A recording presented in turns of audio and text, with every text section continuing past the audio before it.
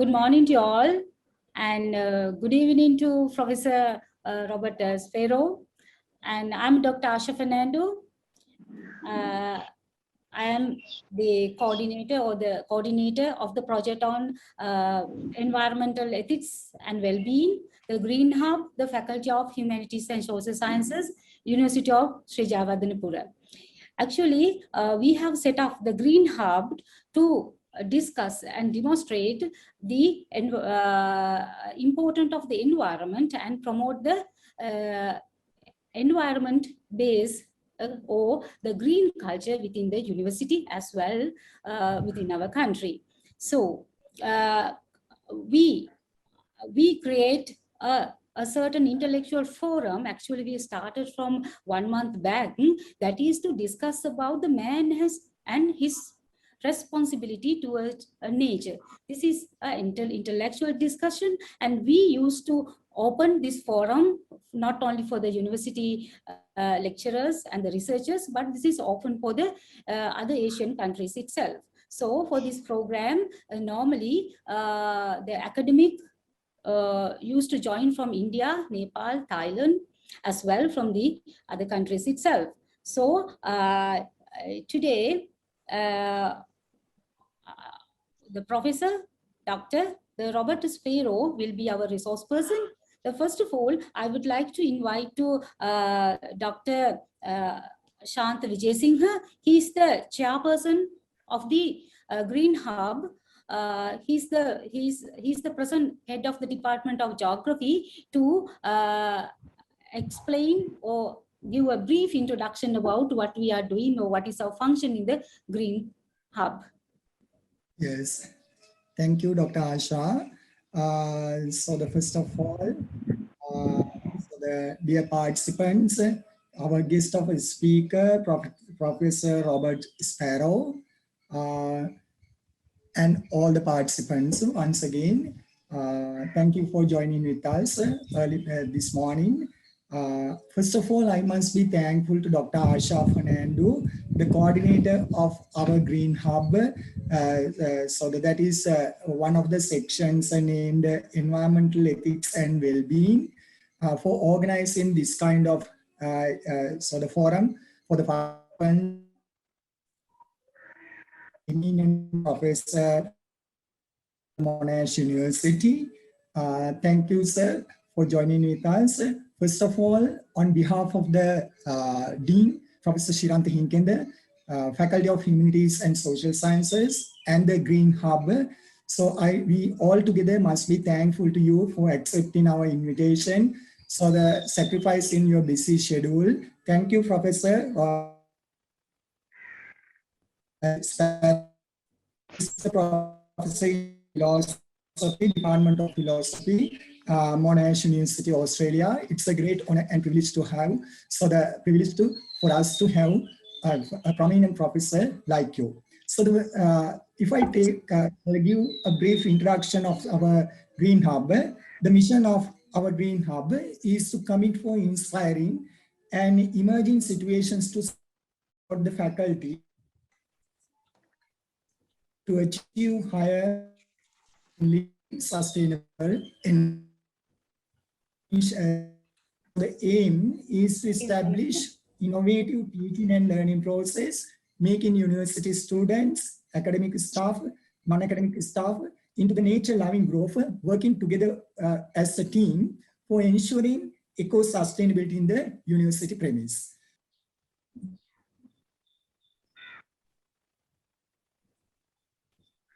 Professor Robert, can you hear me well? I can, thank you. Yes. Okay then. So let me introduce Professor Dr. Robert Sparrow. He's a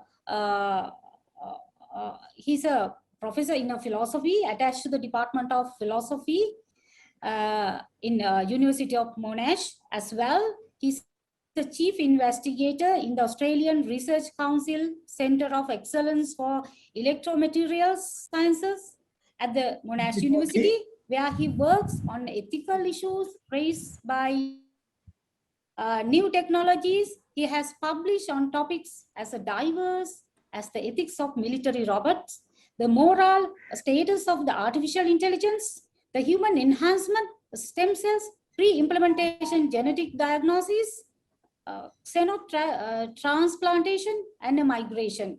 He is a co-chair of the IEEE Technical Committee on Robot Ethics and was one of the founding members of the International Committee for Robot Arms and Control. His research contribution, you can just text from Google, Professor Robert Sparrow. You can find several articles which he published. He published in reputed journals, and he also contributed several chapters for the field of ethics. And today, he will talk to us what sort of person would do that. Agent-based virtue ethics and respect for nature. Because in last few days, even for Sri Lanka, we faced a big calamity because of the man think they are the owner of this universe, and they always try to go against to the is really a bad experience for us. So now I would like to invite our Professor Robert, to deliver your lecture. Thank you, Dr. Asha, and thank you, Dr. Shantha, for those kind introductions. Thank you all for your time and attention this morning. I'm delighted to have the opportunity to present to the GreenHUB. I should say I wasn't entirely sure how I should pitch this presentation. I mean, I am a philosopher by training, and this is very much an account of the sort of philosophical ethics or one school of ethical thought about our relations with the environment. I'm happy to take questions as we go. I'm hoping to leave lots of time for questions at the end. And I should mention this, this presentation is based on published work. I've got a slide at the end of the presentation that has the relevant sources on it. So my thinking about what's called agent-based environmental ethics or agent-based virtue ethics in the context of environmental ethics was sparked by my sense that there were a key set of problems that competing environmental ethics didn't give an especially good account of. And these are essentially situations where human beings are having impacts on complex inorganic systems. And in some of these, at least some of these cases, and we'll see if other people share this intuition, it seems like there might be something wrong in behaving in certain ways towards landscape features or towards perhaps the genome of animals or of human beings. There might be something wrong about some of the things that we might do to these systems, but it's very hard to explain in terms of causing suffering for sentient creatures. So, you know, the first move in environmental ethics is to realize that it's not only human pain and human experience that is morally relevant, but the pain and experience of non-human animals is also morally relevant. But that won't explain what might be wrong with genetically modifying animals in ways that that's compatible with them still having decent lives, or with, for instance, building a hotel on top of Uluru, which is this landscape, famous Australian landscape feature at the bottom of this slide. I hope some of you will share the intuition that were someone to put a McDonald's on top of Uluru, there might be something morally problematic about that. That might be wrong. but it's quite hard to explain in terms of the suffering of sentient creatures because it doesn't necessarily cause any such suffering. Other cases where I have this intuition, if you think it's not a good time to be talking about the morality of our relationship with viruses, but there was a debate about the destruction of the smallpox virus, for instance, whether human beings should try to entirely eliminate the smallpox virus. And you might think that even though the smallpox virus is a terrible thing, it's dangerous and it's non-sentient, there's still something wrong with destroying it. Or I developed these arguments in the context of a debate about what's called terraforming Mars. So terraforming is a hypothetical project of trying to turn other planets into Earth-like environments by, it would be called geoengineering on Earth nowadays. And there are various proposals that in the coming centuries, we might try to terraform Mars, turn Mars into a livable environment for human beings. That would be great for human beings. Presumably there are no sentient creatures on Mars, but you still might think that we might have reasons to worry about the cosmic arrogance of trying to do this to a whole other planet.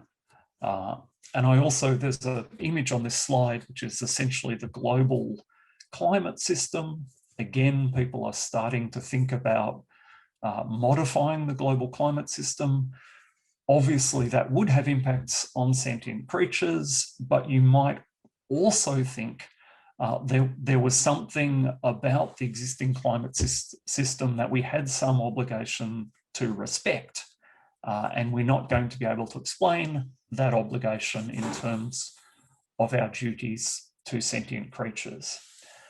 So there's this set of cases where it's really quite hard to explain or justify an intuition that we have obligations towards complex inorganic systems. And so the argument that I've exploring here today is supposed to explain how that might be the case. Now, traditionally, when it comes to these landscape features or other planets or things that aren't alive, a traditional solution is to say, look, the landscape feature itself isn't morally significant, doesn't have any value, but it has value because it gives human beings pleasures, or perhaps because it gives other creatures pleasure, or it's important to other creatures. So that's what's called instrumental value. It's good for us because it produces certain benefits. And the problem with that argument is, of course, we might still have the intuition that there was something wrong with, I don't know, putting a hotel on top of Uluru, even if it would actually enhance the pleasures of human beings. There seems to be something more at stake here than mere instrumental value. In some cases, it looks as though, like the planet Mars, doesn't have much instrumental value because it's quite hard to get there. So some people will say, but in the future, it might have instrumental value. And again, so hypothetical instrumental value. Again, the problem with that argumentative move is, well, what if it didn't? Or what is left out when we think about these relationships to the environment purely in terms of instrumental value? And those sorts of concerns have historically brought a lot of people thinking about environmental ethics to postulate the existence of what's called intrinsic value. And intrinsic value is simply value that isn't instrumental. It's value associated with the thing in and of itself. People are quite uneasy, particularly people with backgrounds in the sciences are quite uneasy with the whole concept of intrinsic value, because it's value, so it's supposed to be motivating for us. You're supposed to realize that there simply would be something wrong with, I don't know, crushing the coin or diamond for a performance art piece or whatever it was. You want to say this thing has intrinsic value. And the claim that it has intrinsic value is a claim about a property in the world. It's intrinsic to this art, to this piece of stone, that is supposed to motivate us. And that's quite challenging in a scientific worldview and in some philosophical worldviews, because it seems to bridge the is-ought gap. That, you know, typically you think there's the way the world is, and then there's facts about the world, and then there's the moral choices that we make about the world, and they're quite different. But the notion of intrinsic value actually places value in the world. It's a property of states of affairs or entities or landscape features. And so people are, lots of people are quite hostile to the idea of intrinsic value. And it's partially for that reason that I developed these arguments about agent-based virtue ethics. Now, just to make the notion of intrinsic value a little bit more plausible to you, I wanted to draw out three sources of intrinsic value, three reasons why you might think that certain objects or entities in the world were valuable simply in and of themselves, regardless of what we think about it. One is an aesthetic source of value. So you might think that there are some objects or landscape features or states of affairs that were objectively beautiful. And that beauty, that sort of sublime majesty, means that we have an obligation to respect and value them, even if they're not useful for us. So some people will derive intrinsic value from aesthetic properties. Some people think that you can tell a causal historical value here. So, causal historical story here. So think about something like Stonehenge, the Paleolithic circle in Great Britain. Think about someone wants to build a freeway over it. The people who would drive on that freeway would get more enjoyment out of driving on the freeway than tourists get out of looking at Stonehenge. You might still think that it would be wrong to build a freeway over Stonehenge because it's this unique object by virtue of its history and its place in history. And one of the ways of identifying causal historical value is to imagine someone making a copy of Stonehenge. So someone makes an exact copy of Stonehenge, and you might think that exact copy, I don't know, 500 meters to the right of it, has the same aesthetic value. You can still go and marvel at it, but it doesn't seem to have the same sorts of causal historical value. So you might think that is another source of intrinsic value. Finally, some people think that objects might get intrinsic value simply by virtue of having a certain sort of complexity. So some people think this about ecosystems, for instance. Some people think this about naturally evolved genomes.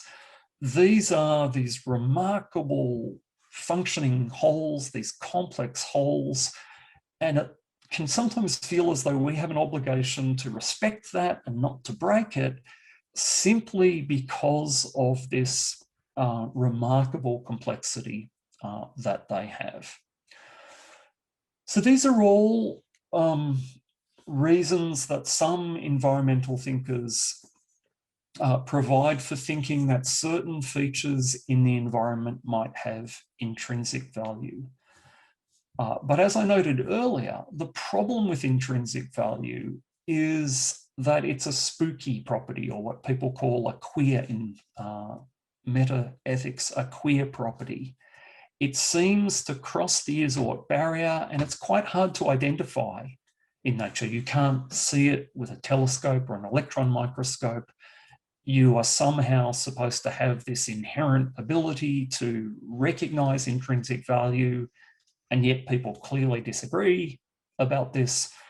So some people have thought this is a very shaky foundation on which to build an environmental ethics. So the argument that I've developed is supposed to be an alternative to an account of the intrinsic value of these landscape features or other complex inorganic systems. And here, I think we can draw on the resources of what's called virtue ethics. Now, virtue ethics is traditionally described as the third form of ethical theory. You have consequentialism, or of which the most famous version is utilitarianism, that evaluates actions or maybe moral principles in terms of their impact on the experience of sentient creatures. You have deontology or Kantian ethics, which is postulates the existence of absolute moral principles, usually founded in a notion of respect for rational agency.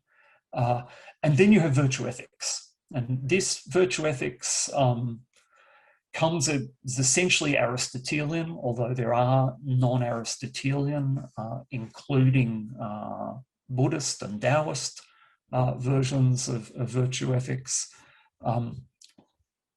Virtue ethics moves the focus of ethical attention away from actions and towards persons, and in particular towards the character of persons.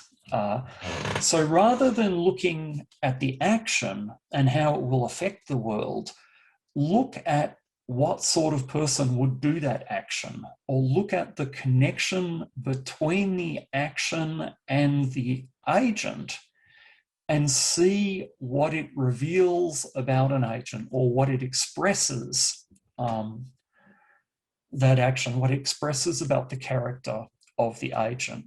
Now, there's actually lots of different ways to flesh out virtue ethics, and there's quite a vigorous debate about the best way to formulate virtue ethics. One classic way is to place the actions of moral exemplars at the heart of your ethical system. So you imagine someone asks, this is an image on the bottom right of Buffy the Vampire Slayer, who for a certain generation of Australian and American teenager was supposed to be a moral exemplar. And you ask yourself, what would Buffy do? Or a Christian might say, what would Jesus do? A Buddhist might think, well, what would Buddha do? Rather than trying to focus on the actions, you try to become a certain sort of person. And this has an obvious application to environmental ethics, because you might think that someone who would, for instance, clear fell a forest, as in the image in the centre of this slide, shows a certain sort of character deficit. There's got to be something wrong with you if you are willing to just lay waste to old growth forest in this way. Now, of course, not everyone has that intuition, and I will look later at how one might argue about the character of agents. But that's a brief introduction to the idea of virtue ethics. There's actually, and here I'm drawing on the work of American philosopher Michael Sloat, and in particular this book, Morals from Motives. Sloat distinguishes between two different forms of virtue ethics. One form of virtue ethics is what he describes as agent-focused virtue ethics. And by agent-focused, I mean, it means how it sounds. The idea here is that we should focus on the character of agents, it's quite hard to know what to do. And to develop a good ethics by listing a whole series of actions that we should do looks radically impractical. But if we become the right kind of person, if we become a gentle, wise, brave, compassionate person, then perhaps we will act rightly. And it will be easy to act rightly if we concentrate on developing the right character traits than it would be if we stop and try to work out what to do in each and every case. But the focus on the agent here, the focus on the actor, is for pragmatic reasons. The best way to get people to do what is right is to concentrate on these questions about character. But what makes the action right or wrong, what Sloat calls the right maker, is still in the world. The ultimate feature by which determines whether actions are right or wrong is in the world, how these actions affect the world, but we should focus on the character of agents because it's too hard to focus directly on the right maker itself. So that's what Sloat calls an agent-focused virtue ethics. Sloat makes this distinction in order to develop an alternative perspective that he describes as agent-based virtue ethics.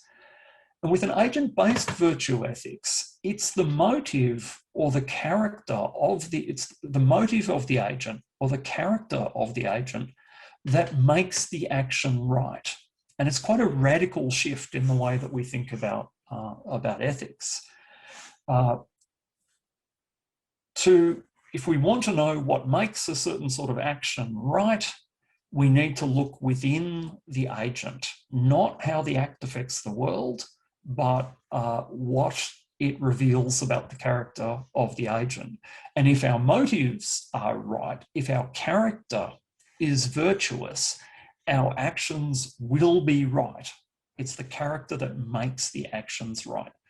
And it's an agent, but this agent-based virtue ethics that I think gives us the best explanation of why it might be wrong to, for instance, destroy these landscape features of natural beauty, or to genetically modify various creatures, or perhaps to, put satellites in the night sky that will rival the moon in terms of the light they shed. You might say, what kind of person will do that? And use an agent-based virtue ethics to explain what might be wrong with those sorts of actions. All right. I'm just wondering, I might just quickly pause for a moment. It's a little bit hard to pace these kinds of presentations without any sort of eye contact or feedback with the audience. So I'll just pause for a moment. Does anyone have any questions about what I've said so far? Maybe not objections, but if people have questions for clarification at this point, I hope I've managed to convey the substance of the virtue ethics, the difference between agent-based and agent-focused virtue ethics, and also the nature of the problem that I'm trying to address. Does anyone have any questions about any of that at this point in the presentation?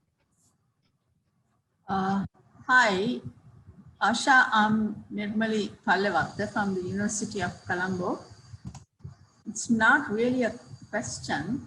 I just would like to point out something. Asha, may I speak? Yeah, of course, madam. Yes. Yes, right. Thank you. Professor Sparrow, thank you. I'm a biologist, a scientist, nothing about philosophy or sociology for that matter, but You know, in biodiversity, when I teach about biodiversity, the importance of conserving, etc., and there's a section I teach on biodiversity values. I'm sure you're aware of this, and there is a component that I call ethical values, but it's not really a value, right? Ethics are not just values. That the right to existence of all biodiversity as stemming from our evolutionary history.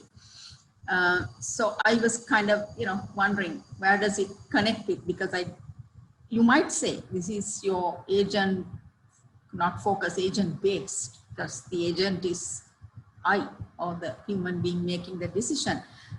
Of course, this is not the time to take a lot of time because there are many others listening to this.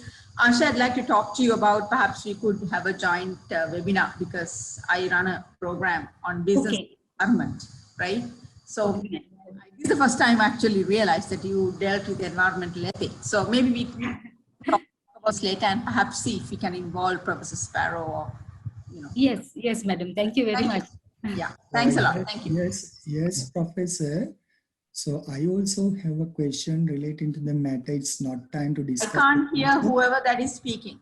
Yes, I'm Dr. Shanta, representing the Sri Jayawardhanapura University. So I also have some sort of question, and later we can discuss with reference to the slide here presenting. So that is motivating an agent-based virtue ethics. My question relates to whether the virtue ethics should be only for the agent base, as just pointed out by a particular lecturer from the Columbia University, so that from the biology, I think.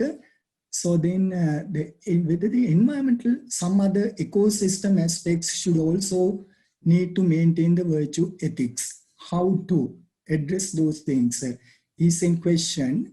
So then we can discuss after the presentation. Okay, so thank you both for those questions.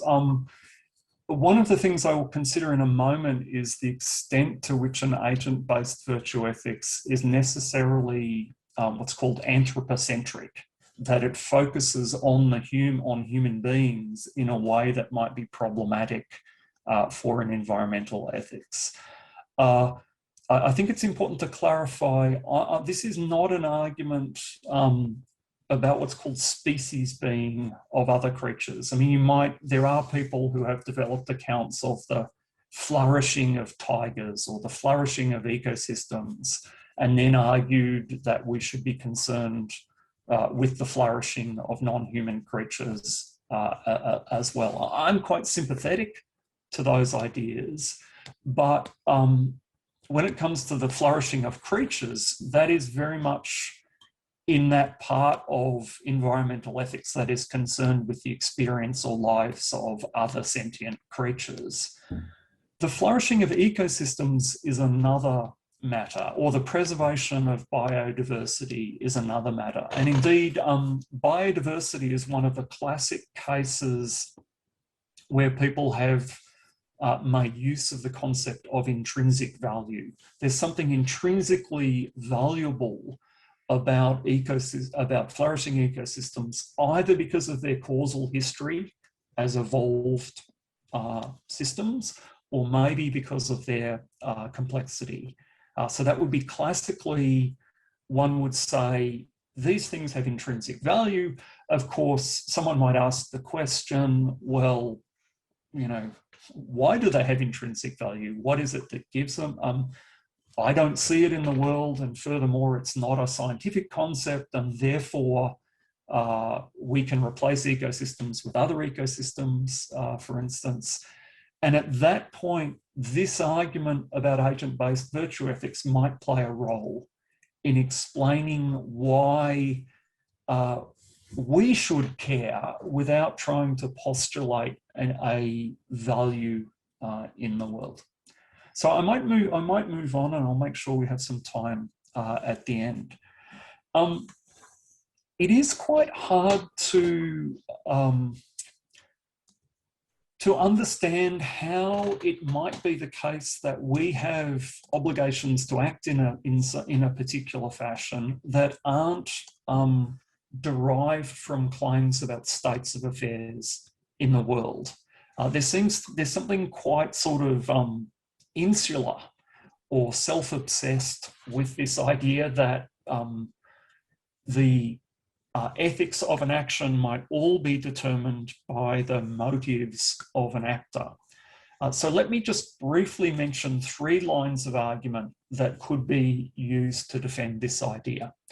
One is, and the task here is to say, how can it be that a feature of an actor and agent, how can it be that the motives of the person acting make the action right without needing to look and see what the effects are in the world?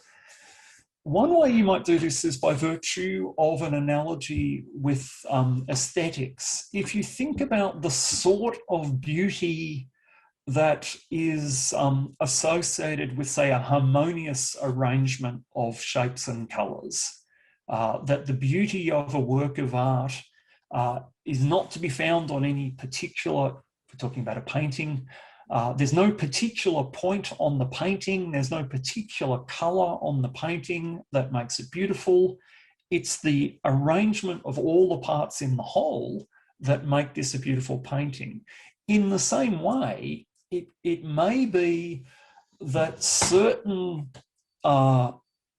arrangements of feeling and motive and character have a property by virtue of being properly arranged. So think here of both Aristotelian and Platonic arguments about the life of the virtuous person as being a harmony between, say, mind, soul, and body. You might be able to say someone who is acting well, their spirit, their body, and their mind have a certain relationship, and together that becomes virtue. Similarly, you can discard the aesthetic argument and talk about proper relationship between maybe mind, soul, and body, but talk about a healthy arrangement of these features of the person. And so just as ill health can occur when one organ is overstimulated or an organ fails to be operating properly, so too can the actions of agents become wicked if they are not, if their internal motives are not structured properly. And finally, you could just simply point out everyone has to found ethics somewhere. And if you ask a utilitarian, for instance, what's wrong with suffering, or why should we care about causing suffering, their arguments run out. They simply say, suffering is bad, suffering is evil, and if you don't believe that, you don't believe anything. It's obviously evil, and then we build an ethics on that fact. In the same way, you might say certain character traits, certain motives, like cruelty, for instance, are obviously evil, and base your ethics around this foundational claim about character. Now, one of the strange things about an agent-based virtue ethics is that a virtuous person is supposed to respond to certain features of the world, but those features of the world do not determine the ethics of the action. So again, it's the motives of the agent that are important here. All right, so how could you make this work as an environmental ethics? Well, you could say that when we are dealing with the natural environment, we need to respond to beauty. We need to be responsive to beauty or to honour beauty. And someone who, for instance, looks out on an old growth forest or looks at some beautiful limestone caves and doesn't see the beauty, doesn't see that these objects are deserving of respect, reveals themselves to be suffering from a kind of blindness or brutishness. Now, I want to be a little bit careful about the ableist language here. It's often quite hard to talk about vice in ways that don't have unfortunate historical associations. Even the notion of brutishness is one that needs to be handled carefully. But clearly, we've all met people and you think there is something wrong with you because you just don't appreciate the beauty in the world around you. And because of that, the actions of those people might actually be wrong. When they act to destroy beautiful environments, it's their failure to recognize the beauty is what makes it wrong. Now, this argument works best if you buy into what's called an objectivist aesthetics, if you believe that there really is beauty in the world independent of human responses to it. But it also works if you have what's called a response-dependent account of beauty, where when something is beautiful, that is to say that appropriately constituted agents will say that it's beautiful. So beautiful becomes a relationship between the world and human beings, such that human beings say that it's beautiful, but we can still have a consensus that certain things are beautiful, and that to fail to recognise that is to demonstrate a certain vice.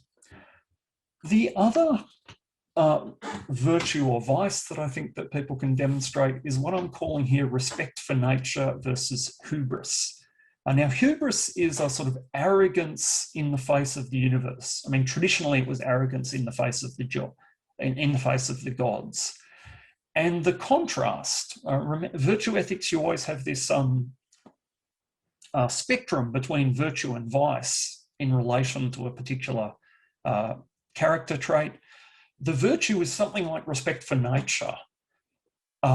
Good agents, virtuous agents understand that we should be humble in response to the natural world, that we shouldn't, Dr. Asher talked about the arrogance of man at the beginning of the presentation. One way of characterizing that arrogance is a failure to respect the natural world. And an agent-based virtue ethics allows you to criticize people who fail to demonstrate respect for nature without having to postulate an intrinsic value in, say, diverse ecosystems or old growth forests or whatever it is. Now, I'm going to make this the last slide, so we have a few minutes for questions at the end. This argument is not, it's not unproblematic, and I'll just briefly observe a couple of things. I'm not developing a version of what's called the cruel habits argument. Sometimes when people are concerned with character, they care about character because they care about the future behaviour of the agent. So there's this debate about whether people who work in slaughterhouses, which are quite cruel places, are more likely to beat their spouses and children, for instance, that tolerating cruelty to animals makes you a cruel person, and then because you're a cruel person, you treat other people badly. That's an argument in virtue ethics, but it's not that's an agent-focused argument, not an agent-based argument. There is an issue about whether this argument focuses too much on the character of the human being at the expense of the environment. So it might be what's called anthropocentric. I actually don't think it is, because I think all environmental ethics have to tell human beings how they should live. And to that extent, they all essentially refer to the dilemmas faced by human beings. And this argument doesn't look any different to other arguments in that respect. But it also has to be said that this argument works best as an explanation for a set of intuitions that you may have already. And if someone really doesn't have the intuition that there's anything wrong with, I don't know, terraforming Mars or destroying the smallpox virus or putting a hotel on top of Uluru, it's not clear that this argument is going to reach them. You can say things like, we can say, what kind of person would do that? And aren't you being terribly arrogant? Aren't you failing to acknowledge the beauty of these entities? But if someone is resolutely fails to get those arguments, your only recourse is actually to convict them of these vices, but that won't necessarily engage with that particular individual. In some ways, that's a feature of ethical language in general. People can always ignore it. Finally, one of the interesting things about this argument is it actually is quite sensitive to context, because what matters is the character of the agent. You can imagine, for instance, being a thoughtful and virtuous logger, for instance. So, you know, I talked about clear felling as an example. What sort of person would do that? But you can imagine that someone might cut down forests, recognizing that what they're doing is morally significant, trying to minimize the damage to the rest of the environment, trying not to kill too many animals while they do it, feeling bad about it perhaps, but thinking that it's necessary in order to provide people with resources they need to live. An appropriately constituted agent might actually be able to do these things without them being wrong. Now, I think that's a virtue of the argument rather than a failing. If people want to know more, this argument is available, a version of this argument is available in print in those texts. I hope we've got a bit of time now to discuss and to talk about these questions. I might stop sharing the screen in order to make it a bit easier for us to see each other, and I look forward to your questions and remarks. If you have any questions or suggestions, you can directly put on to the Professor Robert. And even Professor Robert, there are some comments in the chat box. Will I read for you, or can you see this? I can see those comments. Yeah. So the second comment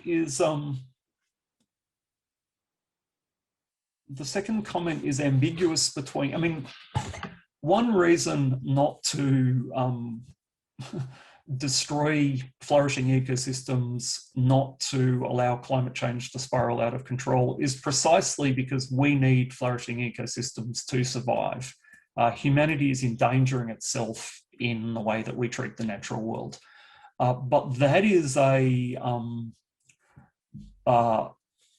that's an instrumentalist account of the value of those systems, or it's an account that refers to the experience of sentient creatures, ourselves, to argue why we shouldn't do certain things.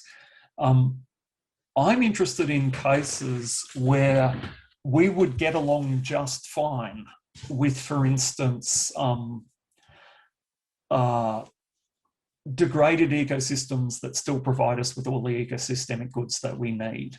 Okay, so you imagine Elon Musk's mad plan that we all move to Mars, for instance, and we bring along just enough living things that we can continue to survive. What we leave behind is still something of profound value, which isn't captured in its usefulness to us. The idea that this question of whether my argument is theistic, whether it relies on a creator or not, is actually, I think, an important one. It's easier to talk about our place in the universe if you believe in a god or some kind of cosmic order, supra-scientific cosmic order. I think someone who has a resolutely sort of Darwinian worldview is going to struggle to give an account of our proper place in the world, or even cosmic arrogance. Now, I still like to think that's possible. This account, is premised on the idea that we can give an account of what it is to be arrogant in relation to the natural world without needing to rely upon claims about God. But I do think it's a challenge. I guess that's certainly one place where this needs I may, Professor Sparrow, it's me again. I'm Nirmali from Sri Lanka. Yes, yes, I believe in Darwinian selection, but I'm not, how may I say, a resolute and entirely Darwinian, follower, because, okay, now this is not something I was going to say, right? My fundamental explanation for everything, wait for it, comes from the examination of the teachings of the Buddha, right? It tells me in a fundamental way, right? Not about my place in the universe only, but why is it so, right? But that's out of this discussion, right? I'm not going to go into that, right? Yeah. And that doesn't require Darwinian or anything. Thank you. Yeah. I mean, look, I certainly think the place where it's easiest to locate virtue ethics is in religious traditions. Most religious traditions have quite a clear account of a virtuous person, what it is to live well in the world. That isn't necessarily just about the impacts of our actions in the world, not least because you can hope that God will sort out, will resolve all the impacts of your actions in the greater scheme of things. So I'm certainly, I am myself very much not a scholar of Buddhist ethics, but I'm certainly aware of people who have developed virtue ethics in both Buddhist and Confucian traditions classically. But I think what I'm trying to emphasize is that maybe by asking this question, what sort of person would do that, we open up a conversation about cases where saying, look how your actions are affecting people, or look how your actions are affecting non-human animals, doesn't get to the heart of the matter. Now, I mean, actually, in practice, particularly with climate change, we only need to worry about ourselves, and we've got all the reasons we need to worry about climate change. But there are these cases where it looks as though our actions mightn't be bad for any sentient creatures, but we still have this intuition that there's something left out by just thinking about sentient creatures. Yes, Professor, can you hear me? Yes, thank you. Yes, I'm from Sri Lanka, representing Sri Jawaddhanapura University. Thank you so much for your impressive and creative presentation. That is on behalf of the GreenHUB of the University of Sri Jawaddhanapura. So for my understanding, Professor, there is no argument that the virtue ethics should be maintained by the human being. So should it related only to the human being? How about your understanding to what extent the virtue ethics are maintained by the other components of our environment? For example, in the ecosystem, so the vegetation, if you take the plants and trees as well as the animal life, they are also competing with each other, so making some harm to some of the key creatures of this ecosystem. So how could we find such ethical virtues practiced by the other aspects of the ecosystem? So what is your understanding and the explanation of this matter? Those are the invisible aspects so far have not been addressed. Sometimes the COVID-19 situation may also be some sort of punishment because of the competitive environment. So they're having some sort of invisible world as so the practice by other component of our ecosystem with the competition of the animal and plant life, those have still not been addressed, whether they are following the virtue, so the virtue ethics of our ecosystem. What is your explanation? Have you so far thought of it? Okay, I mentioned earlier the connection between the virtue ethical tradition and Aristotelianism. And in an Aristotelian worldview, and it's quite hard for people educated, at least in the Western tradition, get away, to escape Aristotle, it seems to me. Those Aristotelian concepts are still very deep within our intellectual understanding of the way the world works. In an Aristotelian tradition, all organisms have a flourishing. There is something that counts as a good life for an amoeba, for a plant, for a cat, maybe for a virus. And you can talk about the flourishing of individuals and the flourishing of ecosystems. And in a derivative sense, I guess you can talk about maybe virtues for at least animals. I think where I would want to resist that argument is by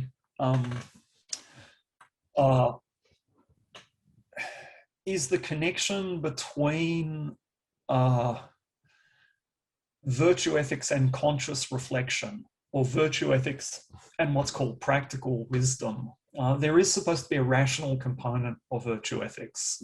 We're supposed to reason about our behaviour and about our moral life.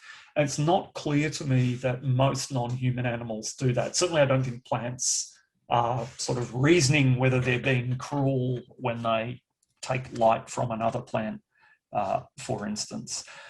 So, I mean, this is an account that's supposed to say, well, how should we behave? But I do want to acknowledge that other organisms have their own flourishing, and that and maybe ecosystems can flourish as well, and we should take that seriously. An agent-based virtue ethics is not, it seems to me, the whole of environmental ethics. Someone like myself, I'm a vegetarian, and I'm a vegetarian because I think that the suffering of non-human creatures is morally significant.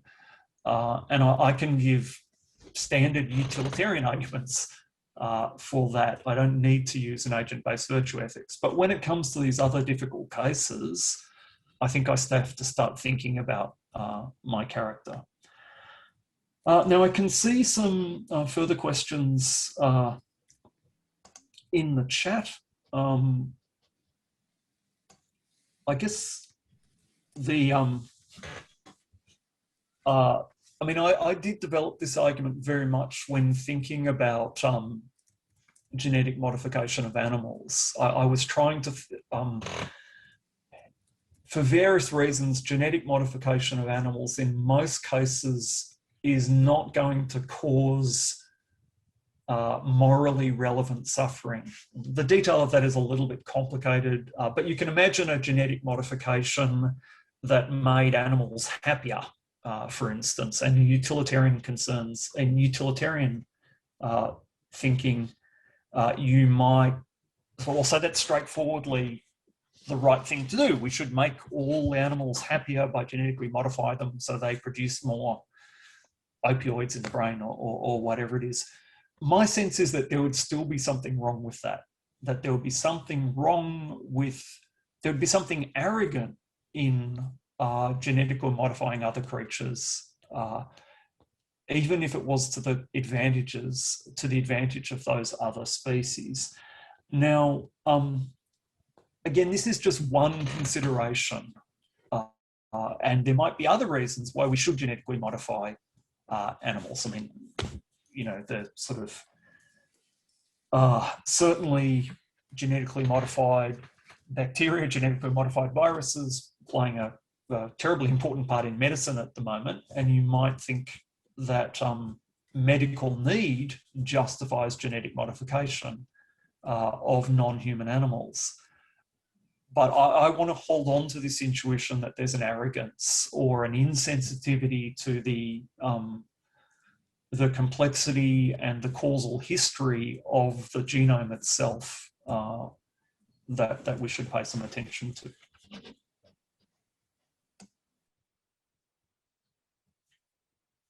Is there anyone else? I'm not sure how much stretch time you have at your end. I'm conscious that we're beyond the hour, and I don't want to impose too much on people, but I'm also willing to spend a few more minutes talking if people wish to.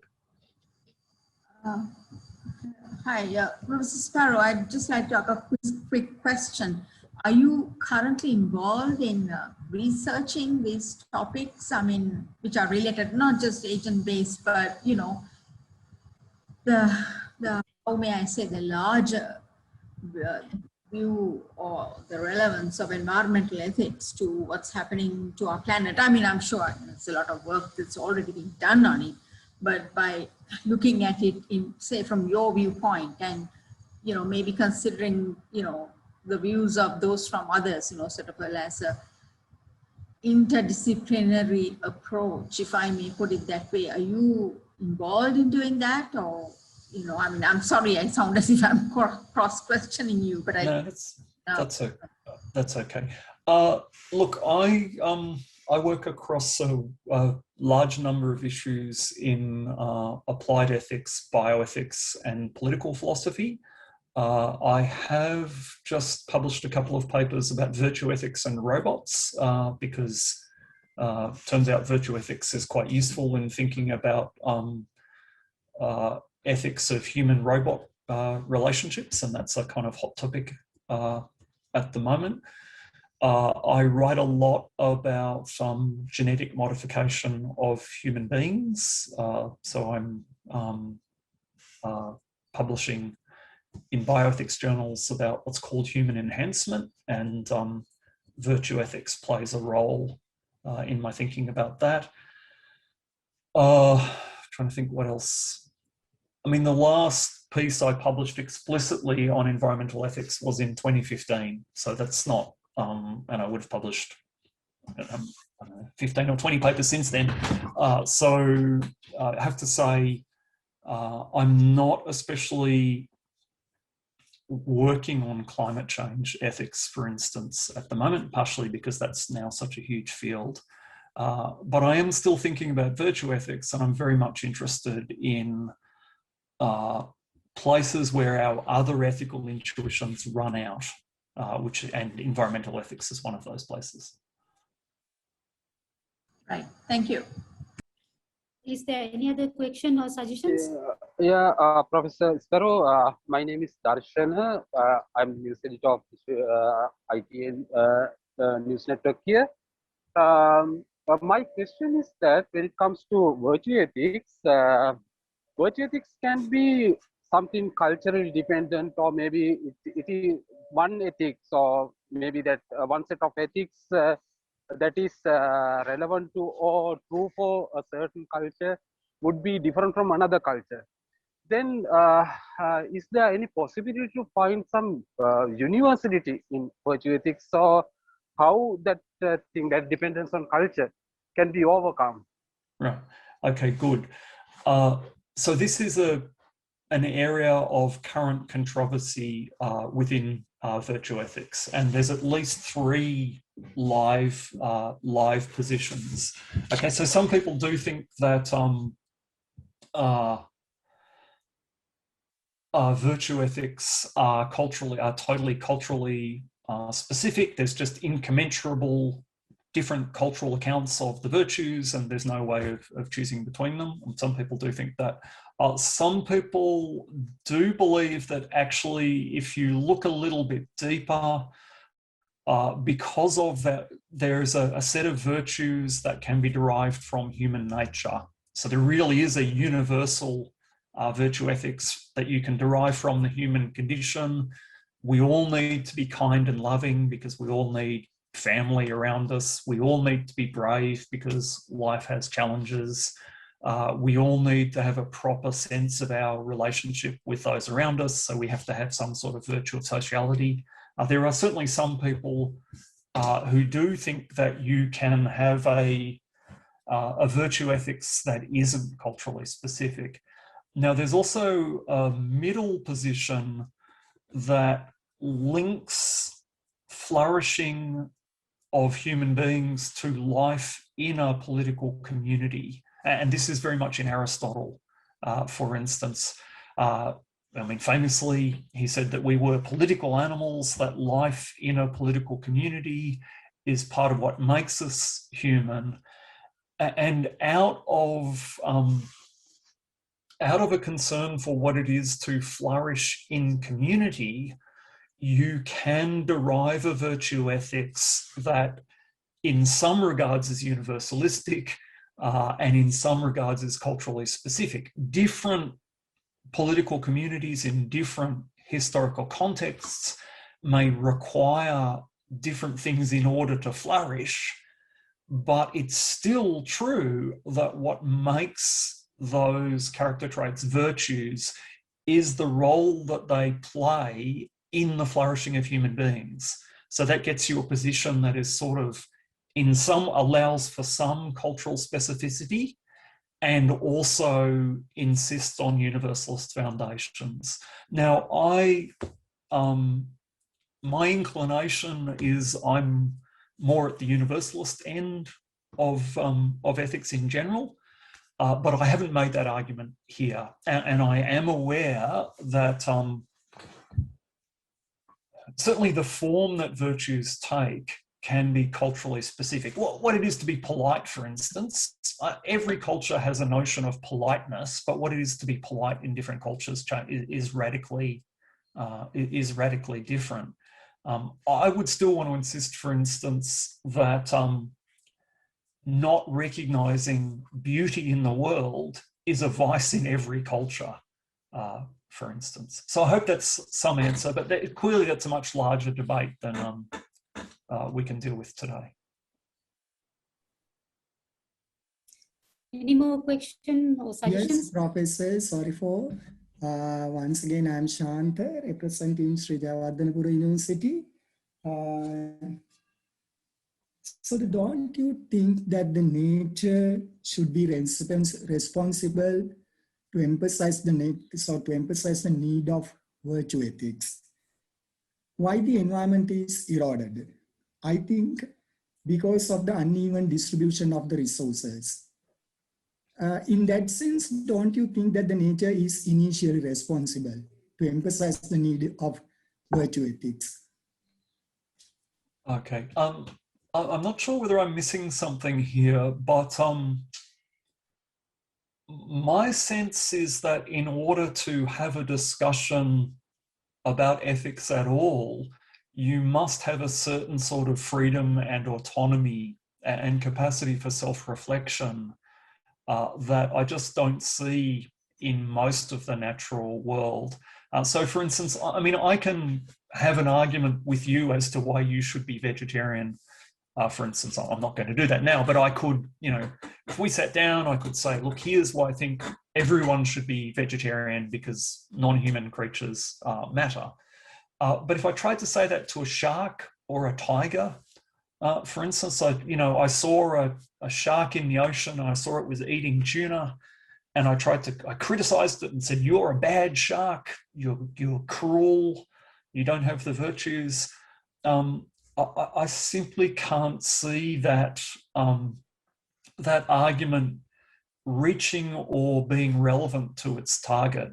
So for me, ethics begins with the ability to respond to reasons of certain sorts. Now, my sense is I'm perhaps not hearing your question properly. Is there something that I'm missing here? It's not, sir. So then, because I have read many sort of materials from the African region, so relating to the society and the cultural matters with the relationship of this environmental erosion.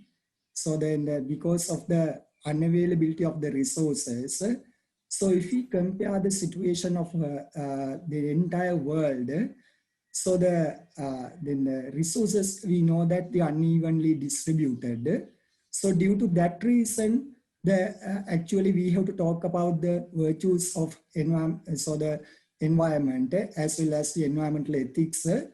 I think that it is some sort of the resource. Is it a matter of resource utilization issue or resource distribution issue?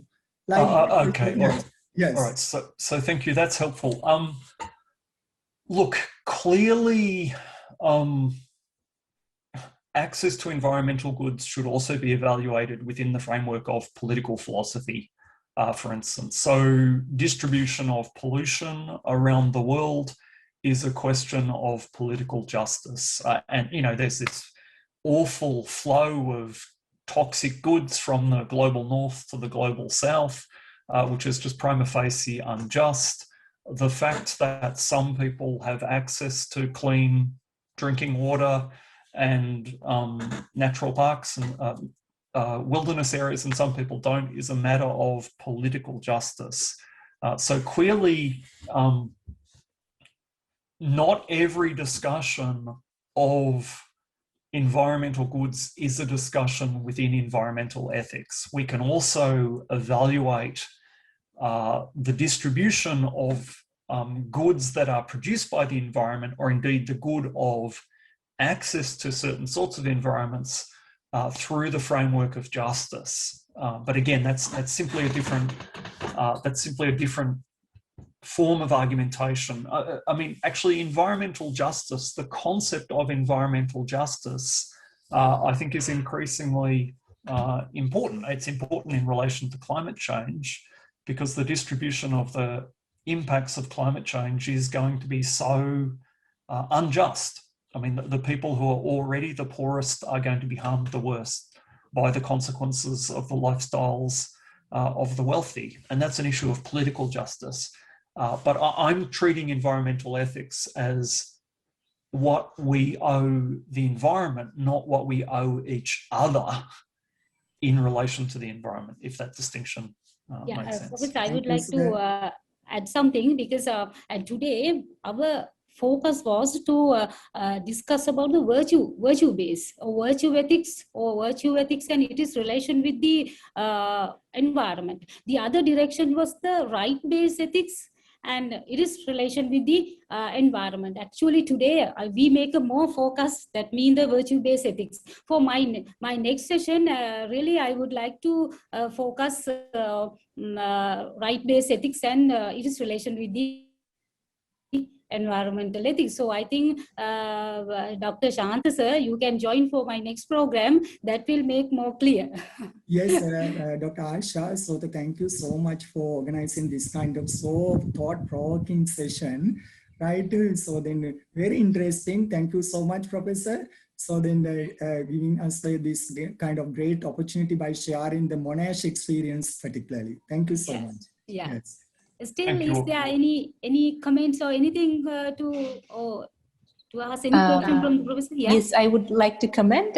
Thanks a lot for the organizers. Really fascinating discussion to get Dr. Robert Sparrow here. Really appreciate it, and the comments.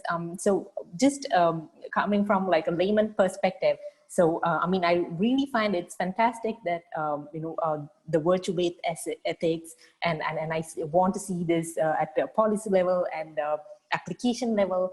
Yet, however, I feel, I just want to ask Professor Robert as well, like your opinion, because now we see this agent-based virtues ethics, like what kind of, now knowing what we know, I mean, there's a lot of theory about that we are post-rationalizers, that we can't really, instill these kind of traits, character traits when at adulthood. So it's kind of intrinsically built in, like even Kohlberg talks about moral development theory. So what do you feel like, what are the best strategies to kind of instill these values and ethics into adult populations or even children? Because I feel like the most effective, because we run a platform called Workout at OK, and we try to get people back into nature and even do mindfulness and meditation and yoga. So we feel like this connection into ourselves actually connects us back to nature. So it's a very different route than the intellectual route.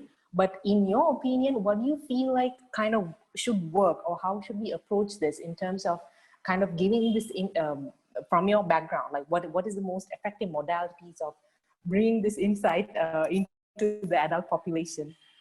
I know it's a hard question. So there's actually, I mean, I think there's actually two parts to that question. There is a relationship, there's a question about the relationship between virtue ethics and public policy. That's quite difficult, because in some ways, the virtue ethics is very much a sort of ethics of daily life. It's a personal interpersonal ethics. And there's a question about whether there might be distinct virtues of statecraft or leadership that might be quite different. Again, I'm just going to leave that one for the moment. How to cultivate virtues. I mean, actually, there's quite a lot written about this, and the classic answer is through practice. We cultivate, we become the kind of person who does the right thing by doing the right thing.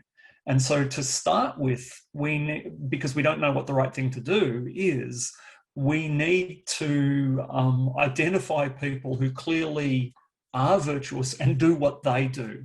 So there is a real role here for example.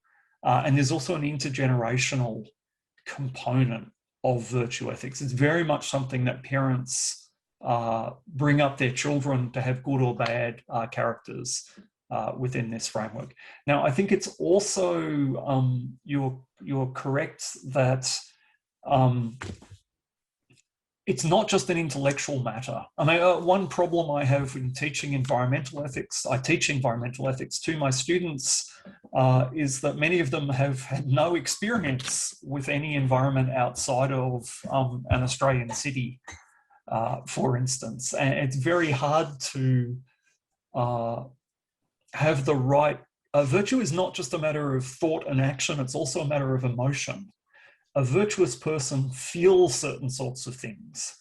And because virtue is associated with practice, if you don't have the opportunity to feel those things, you won't be the kind of person who feels those things.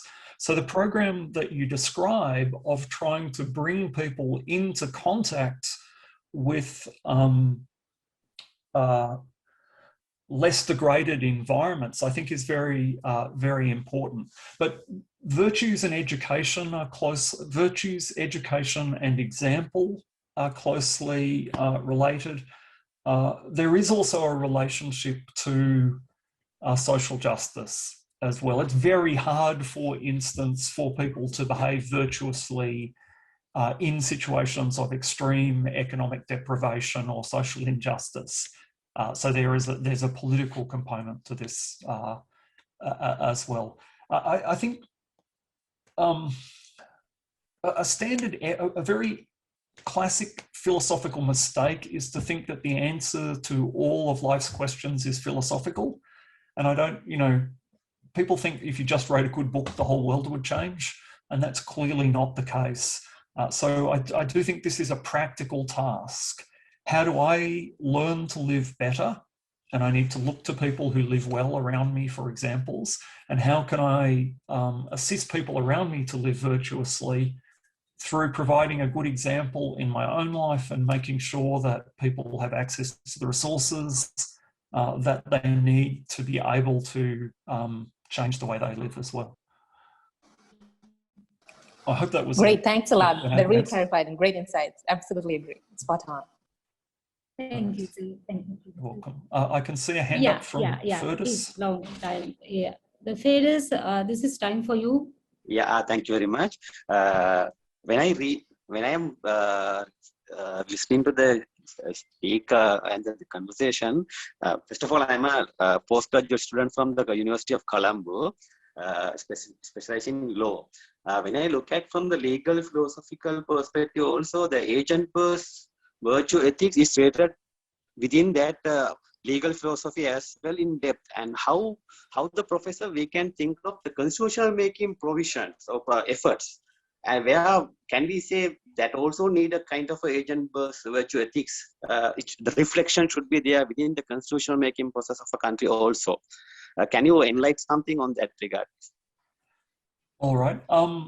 So, I mean, I flagged earlier in my response to a previous question that there is a relationship between political philosophy and social justice and individual virtue. That's a big question, and in particular, this question about whether the virtue ethical tradition typically recognizes what's called role morality, which is where people have virtue is different depending on your social role. So for instance, someone who is a judge or a magistrate must be more impartial towards his or her children than someone who isn't a judge or a magistrate. There are circumstances in which the right thing to do as a parent is to favour your children over the children of strangers. That's part of the role and reality of being a parent. Unless you are a judge and your child comes before you in some criminal matter, and then the right thing to do is to be completely impartial. So there is a connection between virtue and place in the social order that needs more work here. I think one of the places we see something like agent-based virtue ethics in the law is in the attention paid to motive in certain crimes, for instance, that certain crimes are kind of characterized by particular motives. Beyond that, I'm not confident that one could entirely justify the law in terms of virtue ethics. I think there's a role for utilitarian reasoning in law that we probably can't do without. Sometimes you really do need to pay attention to the social and political consequences of different legal decisions, even if virtue ethical considerations point in a different direction. Yeah. So I'm not sure how useful that is. This is one of the classic criticisms of virtue ethics is it's not very action guiding, because one thing you can always say as a virtue ethicist is it depends. Go and talk to someone who is virtuous and in that situation, and then do what they do. And there's not much more you can say. Now that can seem like a cop-out, but it's actually also often the way we do make ethical decisions, that we do look to people who we admire and say, well, what would you do in a situation like this? So sometimes maybe all one can do as a philosopher is simply say, go and find someone who is virtuous and see what they have to say. Okay. Let's, Malaka. Yeah, actually, it was a really great session we had with you today, Professor. I would like to convey our sincere thanks for you, Professor Robert Sparrow, for conducting this valuable lecture. I think it benefited us greatly. Thank you, Professor. Thanks again. Thank you very much. Again, I think now we can conclude the session. Professor Robert Sparrow, thank you very much, because you accept my invitation very quickly, and because the GreenHUB really under the topic on environmental ethics as a part of the man as a part of this nature, we are really searching the answer for the question on what we ought to do. So then one part from you we expect, that is how virtue ethics is influence for our behavior. So, and now I would like to invite to our lecturer and the secretary of the GreenHUB, Nadisha Aberatne, to give a word of thanks. Thank you so much, madam. Can everyone hear me? Yeah. Okay, thank you so much, madam. So now we have come to the end of the session named Agent-Based Virtue Ethics and Respect for Nature, conducted by the project number 4 of the GreenHUB, that is Environmental Ethics and Wellbeing. So on behalf of the GreenHUB, I'd like to give my special thanks to Professor Robert Sparrow, Professor in Philosophy, Department of Philosophy, Monash University, Australia, for taking the time to speak us today on the timely important topic, that is agent-based virtue ethics and respect for nature. Professor Sparrow, we really enjoyed your presentation, and we are very much thankful to you, all to your future fullest cooperation in this regard. And also we highly appreciate your humble and valuable service given to make this event a success. So wish you all the success in your future endeavors. Then I'd like to give a special thank to our session moderator, Dr. Asha Nimali Fernando, who is the coordinator of the project Environmental Ethics and Wellbeing.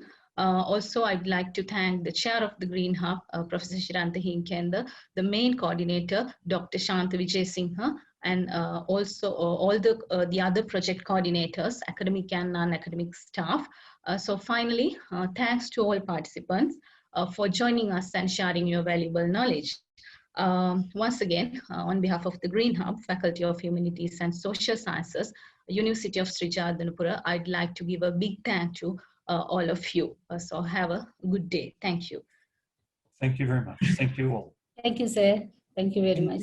Thank I'll you, write to you. sir.